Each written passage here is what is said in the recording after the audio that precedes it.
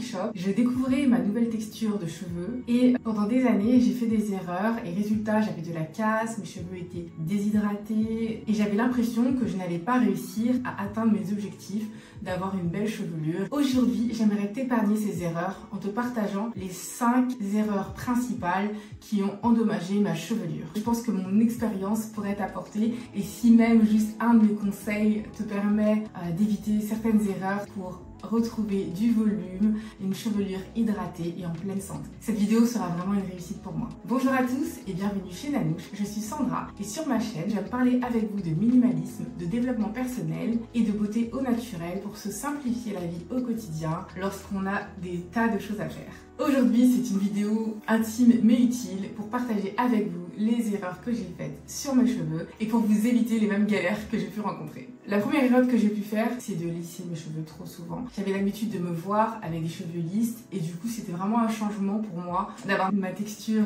naturelle. Et donc, c'est vrai que j'avais tendance à lisser mes cheveux plus souvent et je remarquais aussi que j'avais plus de compliments sur ma coiffure lorsque j'avais des cheveux lisses. Et peut-être qu'inconsciemment, ça m'a motivée à me lisser davantage les cheveux. Au-delà d'abîmer les cheveux, le lissage va avoir un impact sur la structure du cheveu, va entraîner une perte de texture. Lisser les cheveux trop souvent, c'est vraiment pas l'idéal si on veut avoir une belle chevelure au naturel. Pour moi, la solution, ça a été vraiment de limiter le lissage avec mon Steam Pod pour les jours où je souhaite couper mes pointes. Ça va être plutôt une fois par trimestre ou par semestre. C'est vraiment en fonction du besoin de mes cheveux. Si je vois que j'ai des nœuds au niveau des pointes ou des pointes un peu abîmées, je vais couper mes pointes pour éviter qu'une fourche remonte et abîme ma chevelure. Et lorsqu'on lisse les cheveux, surtout toujours utiliser un protecteur thermique. Lorsqu'on utilise un lisseur aussi, bien sélectionner le niveau de température pour éviter d'avoir à passer plusieurs fois sur la mèche. C'est vrai que moi généralement je préfère mettre une température haute et passer qu'une fois, mais si on met une température plus douce, passer également qu'une fois et pas faire multiples passages sur la mèche pour ne pas abîmer les cheveux. Et lorsqu'on décide de moins lisser ses cheveux et d'espacer les lissages, bien évidemment il est important de trouver des coiffures avec sa chevelure naturelle qu'on apprécie, avec laquelle on se sent bien au quotidien et des coiffures simples à réaliser tous les jours. La deuxième erreur est de sécher trop souvent mes cheveux avec mon Dyson Airwrap. C'est différent, la chaleur du sèche-cheveux est assez douce, elle ne monte pas au-delà de 160 degrés, mais l'un dans l'autre, le fait de trop sécher les cheveux avec un sèche-cheveux va avoir un impact sur la structure du cheveu et ça va empêcher d'avoir des jolies boucles derrière et ça va assécher le cheveu. Donc trop sécher ses cheveux, ça va entraîner la déshydratation et vraiment pour moi la solution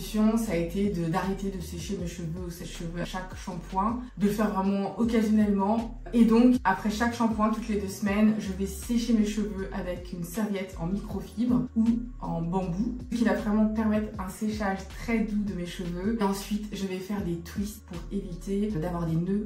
Ça permet vraiment de détendre la fibre capillaire et de finir le séchage en douceur et d'obtenir après une jolie coiffure lorsqu'on va faire un twist out. Je ne sèche pas mes cheveux à l'air libre parce qu'en fait je trouve qu'après ils sont plus difficiles à démêler, mais ça dépend vraiment de chacun, mais je préfère sécher avec une serviette. J'adore les serviettes, les tendances d'Emma ou tout simplement les serviettes en microfibre que l'on trouve chez Decathlon par exemple, en petite taille. La troisième erreur que j'ai pu réaliser, c'est dormir sans faire des tresses ou des vanilles. Des fois le soir on a la flemme et si on dort avec les cheveux comme ça détachés, même si on met un bonnet en satin ou une tête d'oreiller en satin, le frottement ça va entraîner la formation de nœuds et ça va être plus difficile de défaire les nœuds le lendemain et ça peut entraîner de la casse. C'est vraiment sac de nœuds assuré. Je l'ai fait malheureusement sur des soirs où j'étais fatiguée, vraiment me coucher comme ça sans faire de tresses, mais non, faut pas le faire. Donc la solution ça va vraiment être ça va être de faire 2-3 tresses le soir, des twists ou des bantounos, mettre un bonnet ou une tête d'oreiller en satin avant d'aller dormir, c'est incontournable. Et c'est vraiment un game changer parce que du coup les cheveux le matin vont être plus faciles à gérer, on va garder l'hydratation de nos cheveux plus longtemps, on va se remercier le matin d'avoir passé 5 minutes le soir parce qu'on aura beaucoup moins de soucis à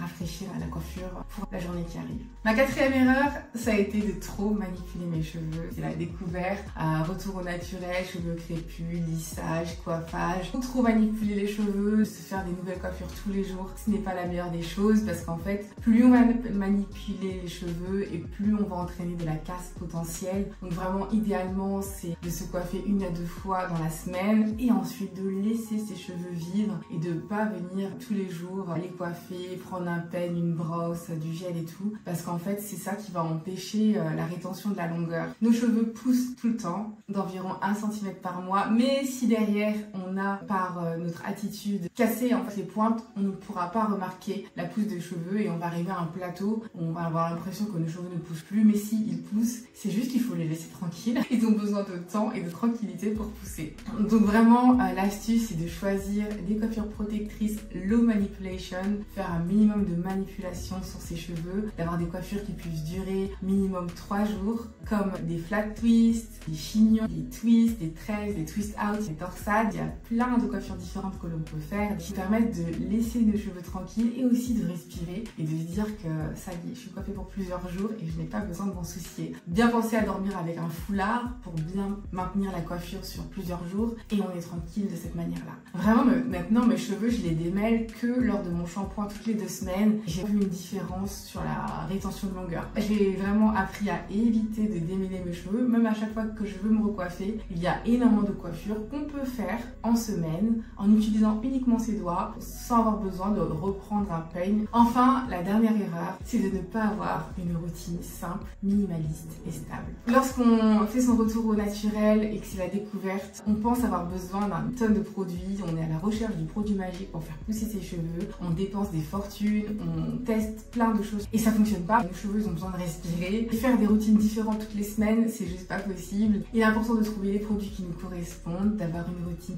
simple, de la régularité pour éviter de changer tout le temps, que nos cheveux soient pas habitués aux produits qu'on utilise, qu'ils soient secs et que ce soit vraiment imprévisible les soins qu'on va utiliser et ça peut se générer en fait de la casse, de la déshydratation. Mais vraiment aujourd'hui pour moi la solution c'est de mettre en place une routine minimaliste simple avec quelques produits. C'est vraiment pas obligé de faire compliqué, avec un avant-shampoing, un après-shampoing, un leave-in et une huile et de l'eau. C'est tout à fait suffisant pour faire sa routine capillaire. Sachant que on peut parfois utiliser les mêmes produits pour différentes étapes. Vous le verrez dans la vidéo que je vais vous mettre ici. Des fois juste 3 produits c'est totalement suffisant pour avoir une routine capillaire qui fonctionne parce que le plus important c'est la constance, la régularité et la patience. Ce n'est pas d'essayer tous les jours des nouvelles choses, mais de savoir de quoi nos cheveux ont besoin et de leur apporter ce qu'ils ont besoin au moment où ils en ont besoin sans en faire trop, ça suffit largement. Avant, mes placards qui débordaient de produits, aujourd'hui c'est vraiment le strict minimum, des produits le plus naturel possible. Je trouve qu'avec cette simplicité, on fait des économies parce que ça peut être aussi un budget et on économise surtout du temps